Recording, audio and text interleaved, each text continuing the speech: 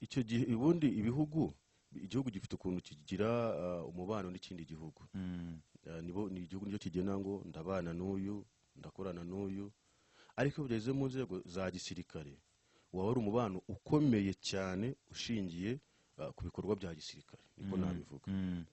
Rero kuba Kongo yikanze ko habaye iyo summation igahita ifata ingabo igashyira ku mipaka, nuko hari icyo yikanga. Ese ko umuguverineri yavuze ati turimo turanga amabandi aturuka za Uganda na Sudani y'Epfo. Ese koko ayo mabandi aje ari uko abayobozi b'ingabo n'abaperezida bahuriye muri Uganda nibwo amabandi aje? Ahubwo navuga ko ari nk'ikikango no kwikanga. Kwa kubundi imbere Kongo yatangiye ishyira imbere kuvuga ngo u Rwanda rwaraduteye, rubuza rwiyise M23 kandi ari RDF y'u Rwanda. Ibimenyetso birabura. Ibimenyetso rero bibuze, ibihugu bikazajya bibona ko ubundi turarwanira iki. Ese ko ikibazo kiri mu bene gihugu imbere, kuki kitashakirwa umuti imbere mu gihugu, ahubwo hakaza gukwepa ikibazo bagasa nkaho bagiye ku ruhande. Rero byayo nibishatse kuvuga ko ubundi ibihugu byagiranye umubano wakuri. Tufata urugero nk'u Rwanda na Uganda. Bashobora gusanga hari nk'abasirikare wenda bazajya bajya gukorera kadete b'Abagande bakaza mu Rwanda, why not abanyarwanda batajyayo, kuvaho n'igisirikare kirakorana bya hafi kandi ku buryo bworoshye. Icyo gihe rero ko nayo ikomeza yikanga. Ariko ngiye nk'uko mbivuga rwose, ikintu cyambere cyakemura ibibazo, rega tuse nkaho tugaruka inyuma gatoya, haza ingabo za East Africa zahamaze umwaka. Hanyuma leta ya Kongo ifata icyemezo cy'uko ibasezerera, hakaza SADC. Ibyo nabyo ni ishusho itaragaragaye neza ku niba abantu muri mu muryango w'ubukungu cyangwa ubutabara, reka tubivuge gutyo, inama yicaye naho urimo bakemeza ko baguha ingabo, nyuma y'igihe gito ngo zivemo hazemo izindi, ugasanga aho ugiye gutandaraza mu mihoro ibiri. Ibyo bintu biragora cyane. Ese niba haravuyemo ingabo za East Africa, hakazamo SADC, hagasigara iz'u Burundi, nubwo igihugu gifite uburenganzira bwo kubana n'uwo gishaka mu buryo gishakamo, ariko ishusho ntabwo ari nziza. Rero biragoye ko umuntu wirukanye yanakugira inama ngo yumve, kandi abo bandi bo hirya nabo nta kindi bagushakaho, ni ubutunzi. Baraza bakoreye ibishoboka, ariko nawe uratakaza amafaranga menshi. Ni nako n'ibikorwa remezo byawe, niko n'abaturage bahagendera. Rero ngiye mbona igisubizo cyangwa umuti w'ikibazo, habayeho operasiyo yitwaga Umoja Wetu, ndumva niba ntibeshyeza 2008 na 7 gutyo ya mbere. Ya kabiri nayo bariko ndumva ntibuka umwaka neza. Icyo gihe ntabwo bagiye kureba M23 gusa, bari bagiye kurwanya imitwe. Umoja Wetu base M23 yagashingwa, yari itaraza. Ariko noneho urumva bo baje bafashe imitwe yose, bavuga tugiye kurwanya imitwe yose, nta guhitamo ngo uyu nguzaza kuri leta ngo uyu nguzajya he. Bafata ikintu kimwe bagira barwanya iyo mitwe, kandi byatanze umusaruro. Nyuma nibwo hajeho gusa nkaho bagira ibyo badohokaho, M23 ivuka gutyo.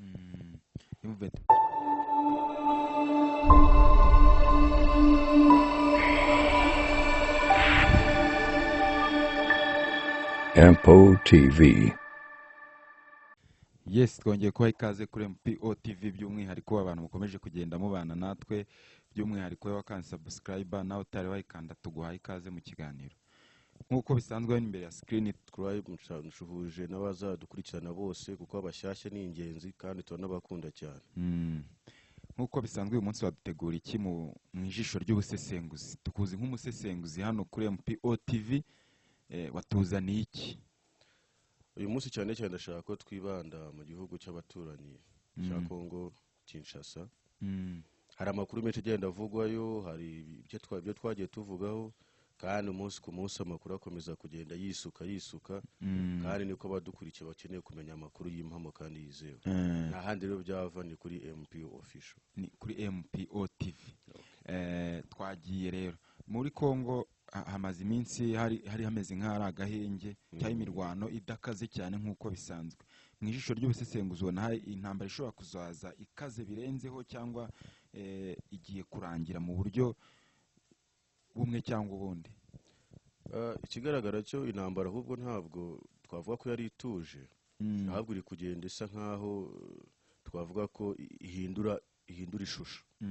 Ubu hagezweho intambara twavuga intambara y'amagambo, imyigaragambyo hato na hato ku bakongomani, M23 nayo igakomeza ku ibice yafashe komeza agenda ibyongeranyaho, cyane cyane turebe ko ku mujyi wa Goma naho harimo ibindi bibazo, kandi bigaragara ko bitatewe cyane cyane nuko M23 iri muri ibyo iri mu ntambara, ahubwo harimo no kwikururira abasivili bakajya mu ntambara. Nk'urugero mu minsi ishize hari umukardinale witwa Fridolin Ambongo Besungu, umukardinale wa Kinshasa, aherutse gukora ikintu twakwita nk'impuruza cyangwa se intabaza, avuga ati Kongo nta buyobozi ifite, Kongo uretse Imana yayirengera gusa nta kindi cyayirengera, Kongo abaturage baratereranywe ntawe bitayeho. Kandi tuzi ko Kiliziya Gatolika muri Kongo ifite ijambo rinini cyane, cyane duhereye mu bihe by'amatora, cyane cyane bakiri kwiyamamaza, nayo yaboraga asa nkaho ifitemo akaboko kanini, no mu miyoborere cyane cyane ya Kongo ifitemo uruhare runini cyane. Rero umuntu ku rwego rwa karidinale yavuze ko Kongo nta kindi cyayitabara uretse Imana yonyine, ni ukuvuga ko mu maso uko bibona we mu mbonize arabona ko nk'uko yaranabivuze abaturage baratereranywe, ubuyobozi ntibubitayeho, buri za Nord Kivu abaturage barapfa umusubirizo, za Goma barapfa umusubirizo, wakavuga turetse Imana gusa nayo yatabara Kongo. So biri byo bishatse kuvuga ko nawe ababona ko leta ya Kongo ititaye ku baturage, mbese ahubwo nukumenya se we azabwo none azongera avuge ngo bahugiye kuki.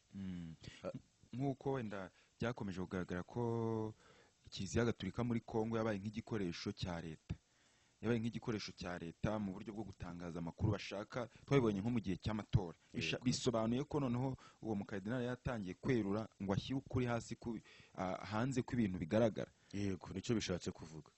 Kuko niba umuntu ku rwego rwa karidinale mu gihugu atinyuka kutangaza amagambo ameze gutyo, ni ukuvuga ngo we biba byaramurenze, cyangwa se hakaba hari ibyo baba barumvikanye ariko akabona bidakorwa, bidashyirwa mu ngiro. Ibyo byose rero bikamutera kuba filistire, akaba no yavugisha ukuri uko abona ibintu.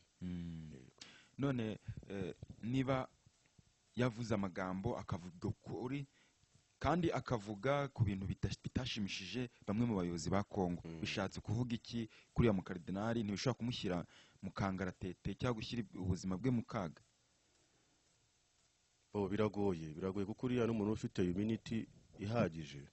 Niyo mpamvu wumva twabonye na leta ya Kongo yaracecetse, nta kintu yashatse kubivugaho, ahubwo icyo bakoze nuko ubwo yari agiye kujya mu butumwa bw'akazi bamwatse passport diplomatique. Muri abakardinale bagira ama passport ari diplomatique, ntabwo bakoresha passport zisanzwe, umva ko n'abantu babubashywe. Rero iyo aje gutega ukanga ko aca muri ya nzira abadiplomate bacamo, ukamwaka passport diplomatique, ni ukuvuga ko icyo gihe uba umunetralije, uba umuciye intege, niko nabivuga. Ariko nanone hari aho batagomba kurenga, kuko niba Kiliziya Gatolika ifite ijambo rinini cyane mu butegetsi cyane mu miyoborere ya Kongo, ako ni nk'akantu bakozeho kugira ngo bongere bicare baganire, cyaba mucecekeshe. Ariko n'ubundi ntacyo byafata, kuko igihe ni isaha n'isaha ashobora kubona akagira nk'inama i Roma akajyayo, cyangwa akagira izindi summation ahandi akakinirwa akajyayo. Icyo gihe rero kireka bibaye batamusubije pasiporo ye, ariko nabwo batayimusubije hazamo izindi intervention kandi zitaba nziza. Tugira ngo duhe ukuri kuri uriya muhuza Joao Lourenço Lorenzo wa Angola. Duhe ubuhuza wenda nk'imbaraga bufite hagati yo kugira ngo wenda abe yaba umuhuza, kuko ibyo yashatse cyangwa ibyo yagambiriye abigereho mu bijyanye n'ikibazo cya Kongo. Erega njyewe bundi ese kubera icyo umuhuza, twibaza ubundi umuhuza aza gukora iki?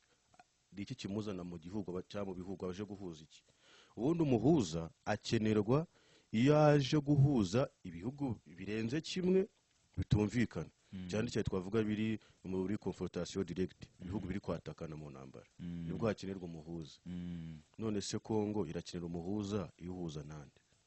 ihuza n'imitwe yitwara gisirikare ariko y'abakongomani. yego, ni ukuvuga ngo rero niba ari imitwe y'abakongomani na leta ya Kongo, njyewe mbona umuhuza ntavuga ko adakenewe cyangwa adafite imbaraga nini cyane kuruta uko bo ubwabo bagira initiative yo kwicara ahubwo bakaganira bakagira icyo bahurizaho.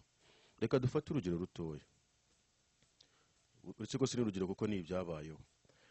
Nyakubahwa perezida wa Kongo yaravuze ati njyewe kugira ngo ikibazo cya Kongo gikemuke na M23 ntabwo nzaganira na M23, ahubwo nzaganira na Perezida Kagame w'u Rwanda. icyo ni ikibazo gikomeye ahubwo kurenza, numva iki cyakabaye ikibazo gikomeye. Ni ikibazo ariko gishingiye ku mitekerereze, niko nabivuga, cyangwa ku myumvire. Kuko ubwe nta fact afite cyangwa ibimenyetso bifatika avuga ati nyakubahwa perezida w'u Rwanda ndagushinja ko M23 ari abanyarwanda, dore fact A B C D E kugera kuri Z. Ntazo afite. Niba ntazo afite rero ni ukuvuga ngo arimo arakora icyo bita guhunga ikibazo. Kandi no agashaka gushyira muri filosofi yo kuvuga ngo ntabwo leta iganira n'umutwe w'inyeshyamba cyangwa umutwe w'iterabwoba. Ariko mu by'ukuri hari izindi strategy zakoreshwa. Erega uko byagenda kose, leta ni ikintu gikomeye gifite imbaraga gusumbya ibindi byose mu gihugu, ku buryo niyo batari intambwe leta ikavuga iti twemerewe no kuganira ku rutonde rw'imitwe yitwara gisirikare dufite muri Kongo twongeyemo na M23. Ibyo ngibyo rwose nabyo byaba ari byiza kurutaho. Ariko mu gihe itayemera ikavuga ko nta n'ibiganiro ikeneye, ni ukuvuga ko nayo ntabwo yemewe muri Kongo. Akaba nacyo gituma kimutera imbaraga zo kuvuga ngo arahunga ikibazo agihungira ahandi. Ariko yemeye ko mu rutonde rw'imitwe yaganirizwa itwara gisirikare muri Kongo n'u Rwanda turimo byatanga umusaruro kandi mwiza cyane, kandi bigakora gukomeza kwishishanya hagati y'ibihugu. Kuba reka nongere aho ngo duse nk'abinjira mu kibazo cya nyamukuru cy'imirwano ikorera muri Kongo. Kuba hari abakuru b'ibihugu bagaragaje ubufatanye na leta ya Kongo, ndetse hakaba n'abagaragaje gushaka kuba bahuza mu biganiro. Bisobanuye iki n'inzinduko turi kujya tubona z'abantu bagiye batandukanye b'abakuru b'ibihugu, abayobozi runaka bagombye kuba bafite ubushobozi bwo kuba bagira icyo bahindura mu biri kuba mu burasirazuba bwa Kongo? Je ikiruma agaciro cyane, nubwo umuhuza yaza sinumva ko imbaraga nyinshi ari uguhuza u Rwanda na Kongo, kuko u Rwanda ntirwateye Kongo, kandi Kongo icumbikiye abajenosideri basize bakoze jenoside mu Rwanda ba FDLR. Bo ibimenyetso birahari, ahubwo bo ikibura ni ukugaragaza ibimenyetso by'uko M23 nk'uko bakunda kubivuga ari RDF y'u Rwanda nk'uko bivuga.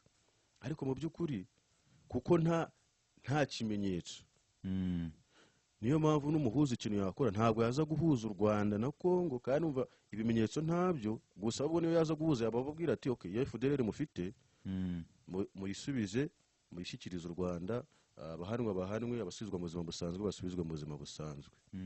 Ubwo nicyo yabaje guhuza. Ariko ntabwo yabaje guhuza ikibazo cy'abakongomani bahanwe uburenganzira bwabo aribo bari mu 23. Rero mu gihe bataricara ngo bumve ko bagomba kuganiriza imitwe yose yitwara gisirikare ya Kongo, hatavuyemo n'umwe, nta mitoni kuri yo, icyo gihe nta gisubizo byatanga. Kandi nanone uko kwishishanya kw'ibihugu yagomeje kuko abayobozi b'ibihugu batandukanye bagenda bahura, ibyo byose bigaragaza kwishishanya. Ubu hari amakuru avuga ko Kongo yabyutse ishyira ingabo nyinshi cyane ku mupaka uhuza Uganda na Sudani. Ariko biza bikurikirana yuko umuvugizi w'ingabo General Nyakarundi ari muri Uganda, ajyana n'umugenerali wa Uganda Kainerugaba Muhoozi, hakaba haje iyo na Perezida wa Afurika y'Epfo nyakubahwa Cyril Ramaphosa. Ibyo bisobanuye bishobora kuba bisobanuye ikintu gikomeye mu buryo buri diplomatique cyangwa bishobora kuba hari ubundi buryo wagisobanuraho. Icyo gihe ubundi igihugu gifite ukuntu kigira umubano n'ikindi gihugu. Ni igihugu nicyo kigena ngo ndabana n'uyu, ndakorana n'uyu, ariko byageze mu nzego za gisirikare waba ari umubano ukomeye cyane ushingiye ku bikorwa bya gisirikare, niko nabivuga. Rero kuba Kongo yikanze ko habaye iyo summation igahita ifata ingabo igashyira ku mipaka, nuko hari icyo yikanga. Ese ko umuguverineri yavuze ati turimo turanga amabandi aturuka za Uganda na Sudani y'Epfo. Ese koko ayo mabandi aje ari uko abayobozi b'ingabo n'abaperezida bahuriye muri Uganda nibwo amabandi aje? Ahubwo navuga ko ari nk'ikikango, no kwikanga.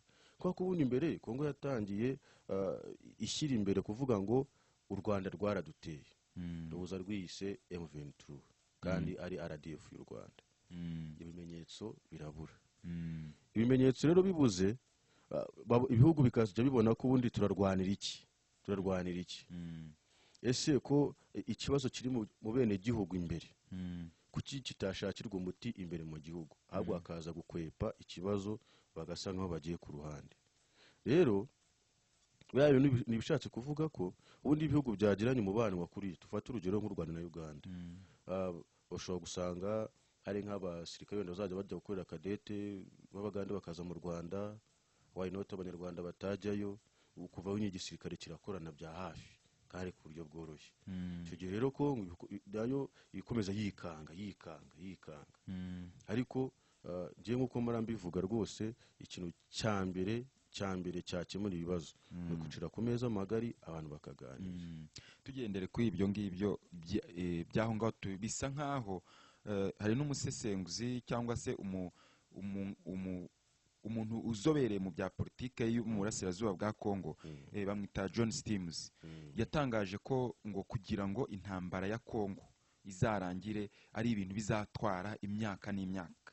Nawe ugendera muri urwo rugero rwo kuvuga ngo wenda bizatwara imyaka n'imyaka, n'ubwo ibiganiro byabo uko byagenda kose bizatwara imyaka n'imyaka.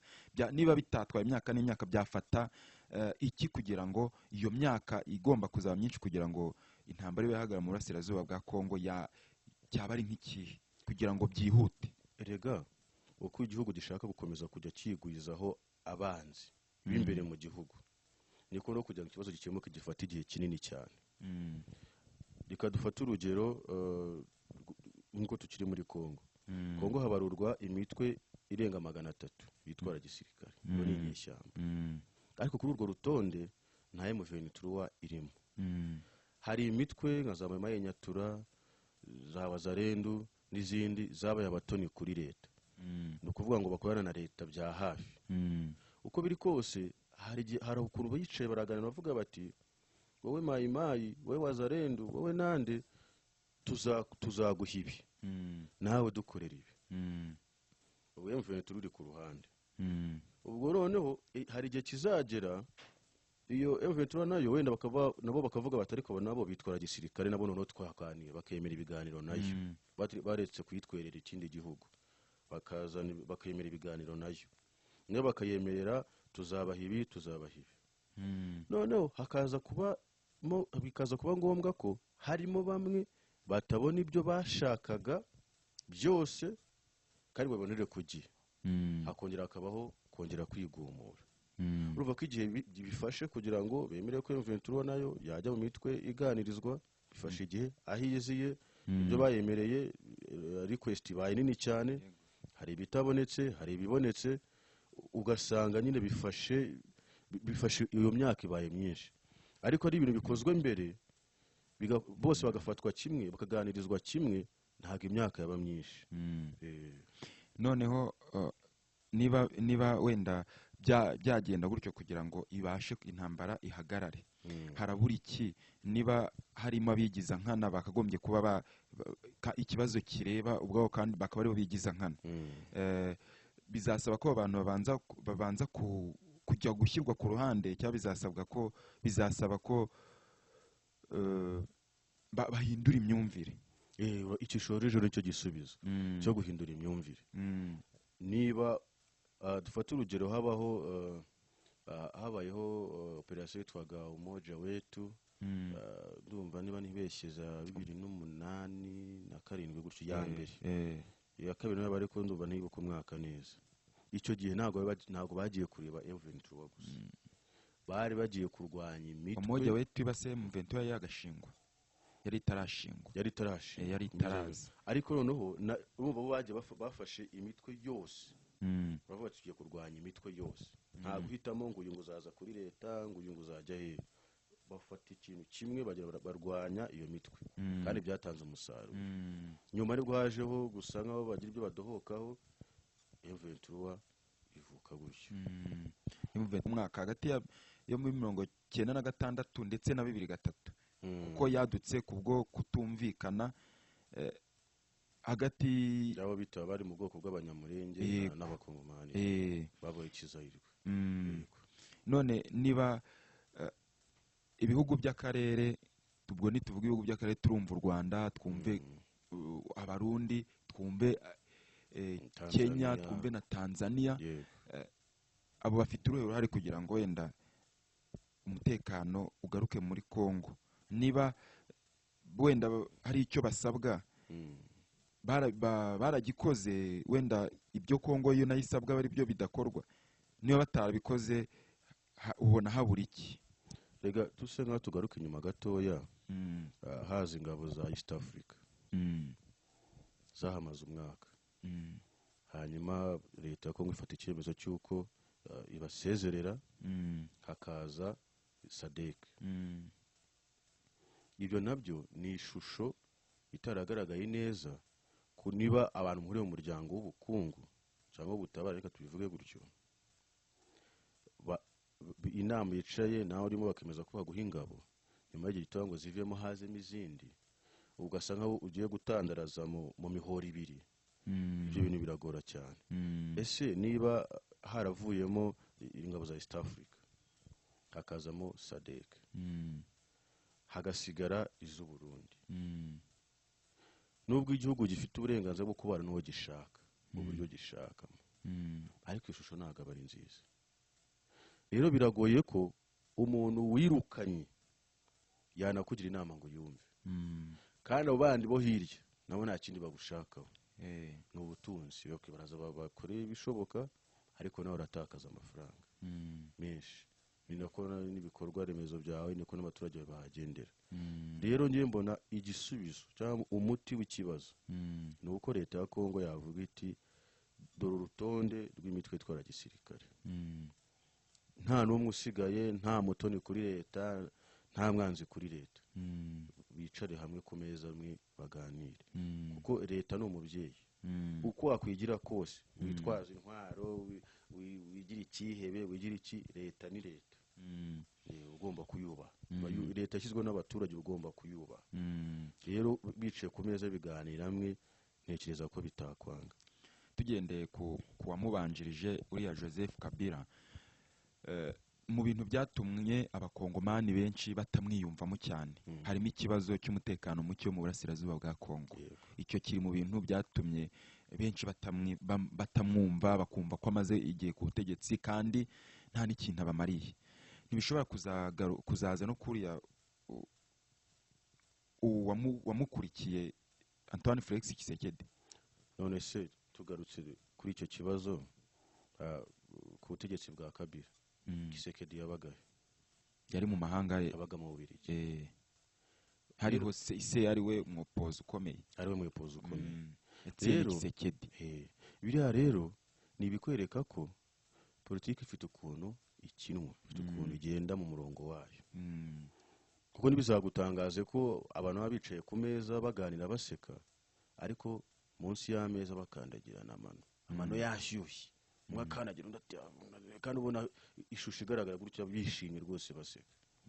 rero no kuba bimeze icyo uhita unisubiriza aho ngaho, kuko urumva ko nyiri umuntu aje ari umuopoza, we aza afite ibyo agomba guheraho yereka abantu ko udashoboye, hari ibyo wirengagije wazakemura.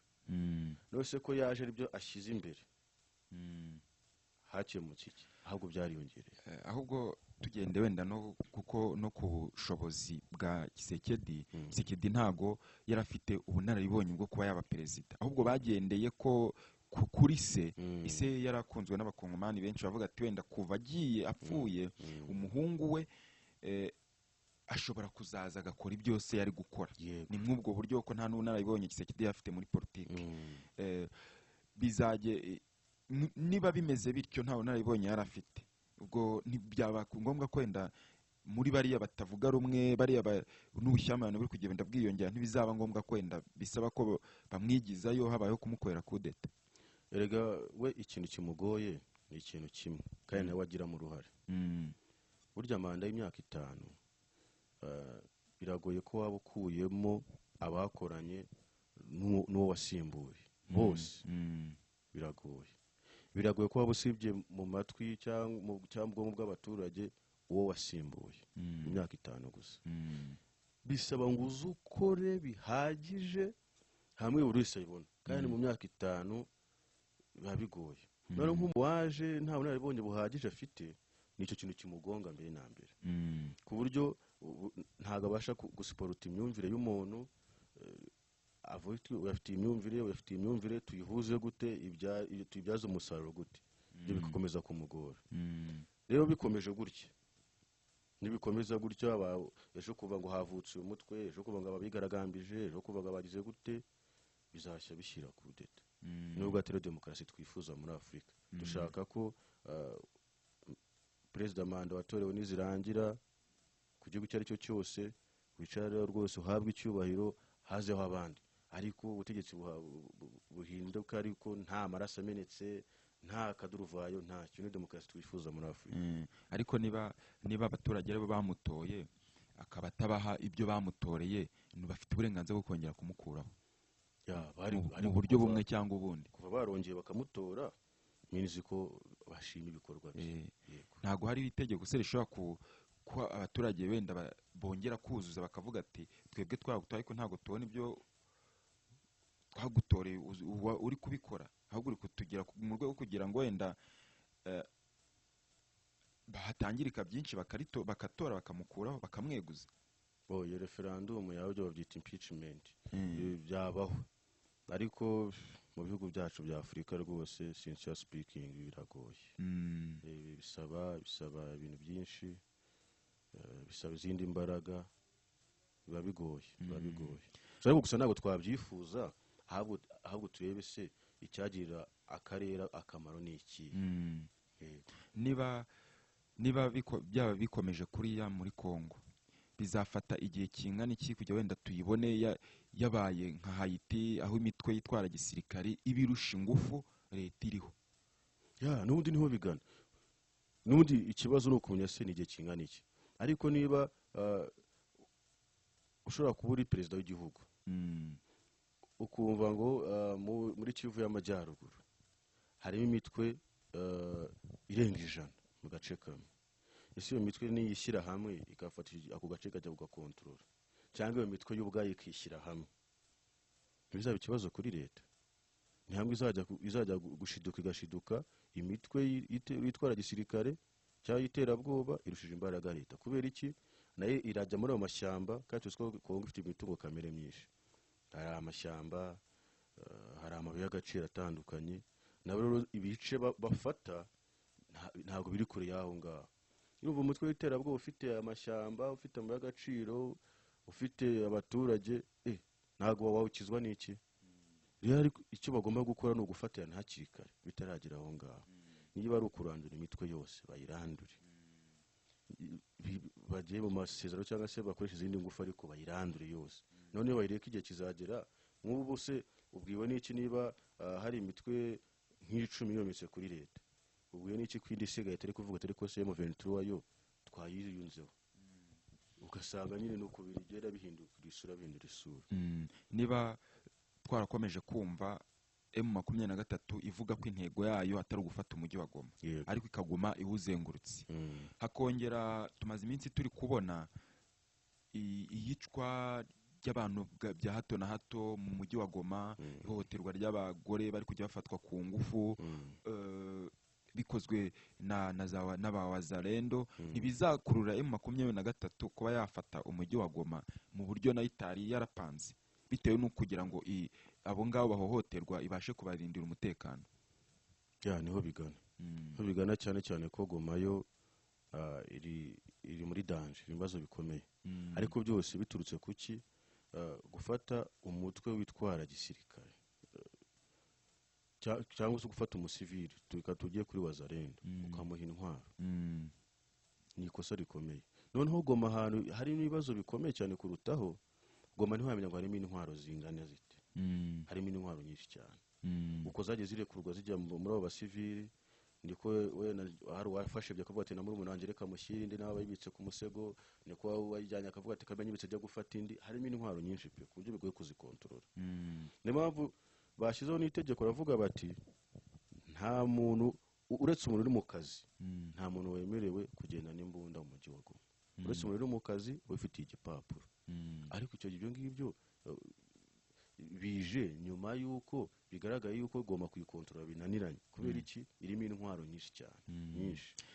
Niba bimeze bityo se ntibizatuma n'ubundi ko muri biriya bihugu usanga umuntu ufite amafaranga ari utegeka igikorwa, n'ubundi ubwo niba bivaho gutyo ntago babandi bafite amafaranga n'undi bazakomeza bajya bazigendana. Ubundi muri cyane cyane Goma ho byari bigoye kuvuga ngo uvuye mu rugo ugiye gukora urugendo rw'ibirometero 2 ugaruka amahoro. Byari bigoye. Kubera iki nyine abo bose bafite intwaro batabyemerewe, bazikoresha uko bashaka, hakazamo wazalendo bazemerewe bakazikoresha nabi, hakazamo ingabo za leta zikazikoresha nabi, n'abapolisi bumvise bavuga ko ahubwo bari no kweguza umuyobozi wa polisi uri Goma. Barimo bavuga ati yego ko kuturinda birakunaniye. Suko bimunaniye kunda ahubwo nuko intwaro ziri mu baturage kuzikontorora biragoye.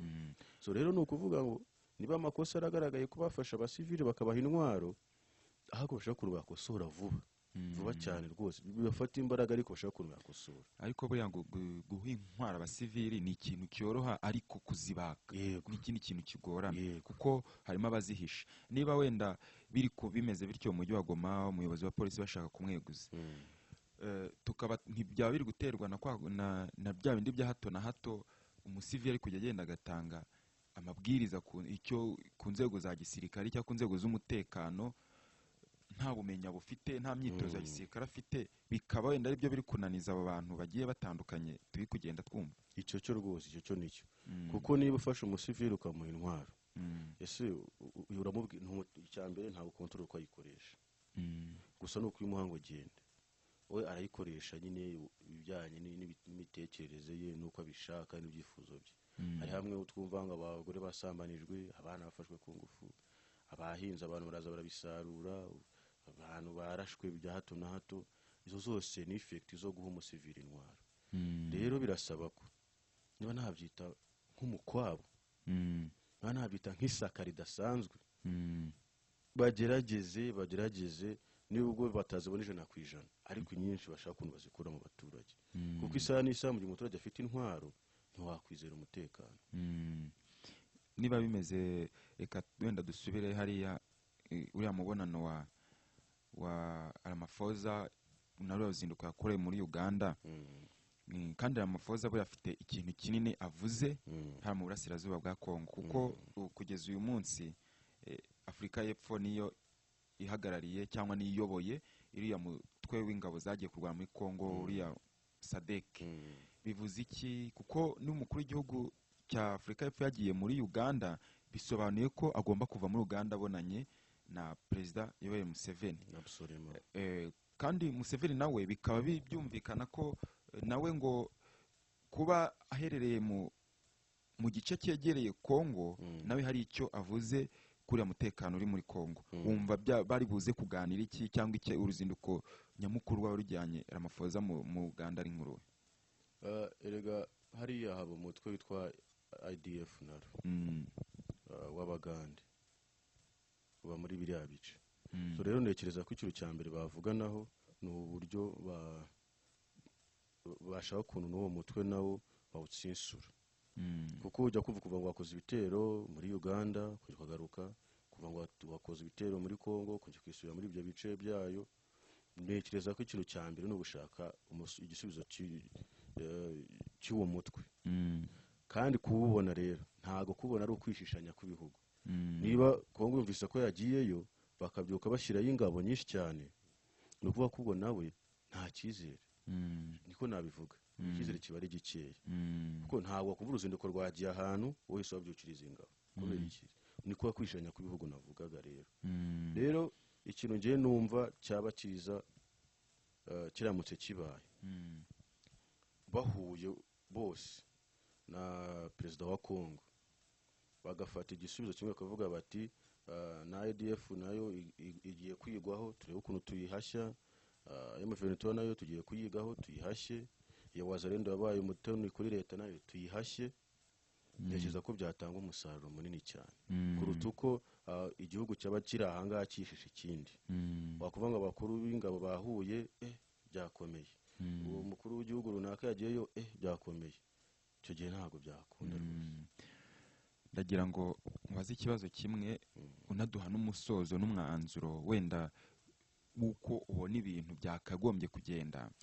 Niba iriya ntambara uriya mutekano muke wo muri Congo, reka mbyita umutekano muke ukomeje kwiyongera, bikaba ngombwa ko